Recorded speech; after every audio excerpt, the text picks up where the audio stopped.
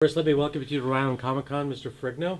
My name is Rick Rebello. I'm from a website called GeekDad.com, where we share the joy of things comic book and sci-fi with families. And you are a big part of that because you are a transitional figure, because most of the men my age grew up watching you playing the Hulk, playing Hercules, playing all the different roles you played. So how do you feel about being sort of a cultural icon of the last 40 years, from Pumping Iron all the way up until today? It feels great because I'm growing all the time. Like the Hulk is the biggest iconic character in the world because of my physicality, being the bodybuilding championship. I'm now promoting my own content called the Ferrigno Legacy. I've done over 40 films, 5 different TV series. So it's just growing, and also being a deputy sheriff for 12 years. So there's so much more I've done and so much more I want to do. Yeah, I mean, you've managed to keep obviously in shape and busy for all these years and done so many varied different things. What are some of the things that you recognize as being some of your favorite achievements over the time? I would say winning the Mr. Universe twice, the youngest person to win the Mr. Universe at the age of 21, and also being married for 38 years with three great kids. Now, did your children go on into bodybuilding or fitness as Well, well? my daughter handles the Ferrigno Fit website, all about training, become your own personal trainer, get yourself in shape. Anybody can go on and get all kinds of customized meal plan. My middle son, Lou Ferrigno, is doing a TV series called SWAT. He's on that show, and my younger son is running Big Five. They're all into personal training and sports. Excellent, excellent. So how do you feel about, your most famous character, obviously, the Hulk, is sort of having a resurgence now? Thor was the #1 movie this past weekend, and the Hulk played a big role in that. And the Hulk this time is a more humorous Hulk, a more funny Hulk. How do you feel about that and the sort of transition of that character? Well, it's CGI because it works on the big screen, and that's what people want to see because tonight they add different flavors of the Hulk. But fortunately, the CGI can't sign autographs, but I can. And nothing's like the original series, but one help each other because people learn about the Hulk watching the series. The kids today, they watch the adventures like the Hulk, and they watch the series because we have 3 different generations. And you made a good point about that. The one thing that's missed in the modern shows is your physicality. People, I think, probably don't have as much respect for your performance. By even as not speaking, you had a completely physical performance, and you were able to convey so many emotions and feelings that you obviously, like you said, you can't do with CGI. No. CGI, those things don't translate. Not so human. Yeah, you brought things to the character that can't be done with a computer. Well, that's why when I brought to the character, it came natural for me, which is called sensitivity. Because when I did the Hulk, that was called pantomime, that means acting without speaking, it came natural. And I was nervous at the beginning that maybe he was too vulnerable because he's supposed to be like the Hulk, but I realized that he's the good guy, so that worked naturally. Sometimes when they directed the scene, they would say to me, "Do your own thing." They didn't want to even touch me because they knew that I had the role in the palm of my hand. Well, let me ask you this.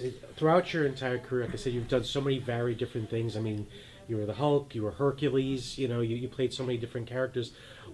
Is there a character or film that you feel that didn't get the recognition that you felt deserved, the performance that you had that you wished that people were more were more synonymous with? I just did a movie called Instant Death about 2 years ago, the English film, and that's about a soldier readjusting back to society. And I felt it should have gotten more attention because it showed what the soldier goes through, especially losing his family and his wife, and then he seeks justice, seeks revenge. And, because it wasn't a huge budget picture. But eventually I want to go in that direction and move a lot of people because I want to do a movie someday that where I overcame a guy that's living with a hearing problem, how he deals with life, all the turmoil, all the hardship he goes through. I want to do like a heartfelt film. That's the kind of film, it's a good point I want to focus on. Yeah, excellent. Because I remember growing up, one of the films that you did that I really enjoyed was The Cage. Yeah. And that's a film that I think a few people now still remember. I believe it was you and Reb Brown. I think it was in The Cage, and it was one of the first times I remember seeing you in a different. You weren't necessarily a superhero. You were a little more vulnerable. Right. But it had a lot of different things going on with it. Yeah, because he gets shot in the head. I get shot in the head in Vietnam, saving his life, and I became mentally deficient. So this mafioso, they kidnapped me. They used me as a human cockfighter in the cage for money because that happens in Asia. So you see the end where the guy I saved, he saves me. So it's heartfelt. But it's like I said before, there's so many movies today, but I think the heartfelt film going to reach a lot of audiences because, you have thousands CGIs. You got guys running around in the air shooting two guns. You see Bullet making turns around the corner. Right. I mean, come on. Yeah. Well, that's the thing is, when you go back to your generation of people, actors that were in film, people like you, people like Schwarzenegger, you guys had a presence.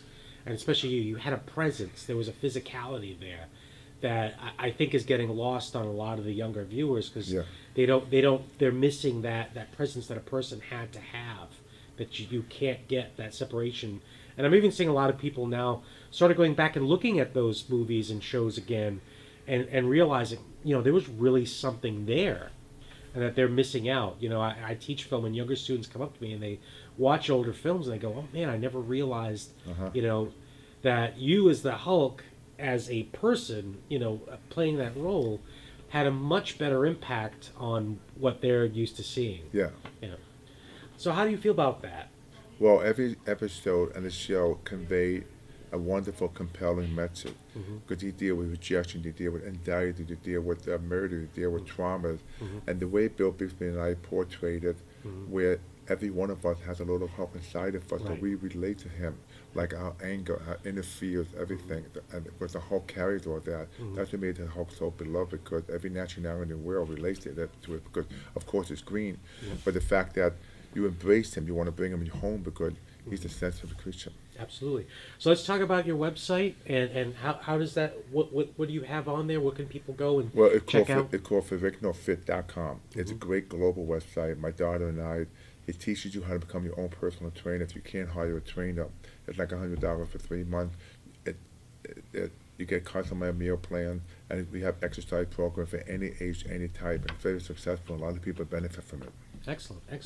And are there any other projects you have coming up? Yes, soon I just finished a comedy of Game of Thrones called Purge of Thrones. We filmed at the League Castle 8 months ago. I played the role of Ned. Very funny. Oh, very funny. Excellent.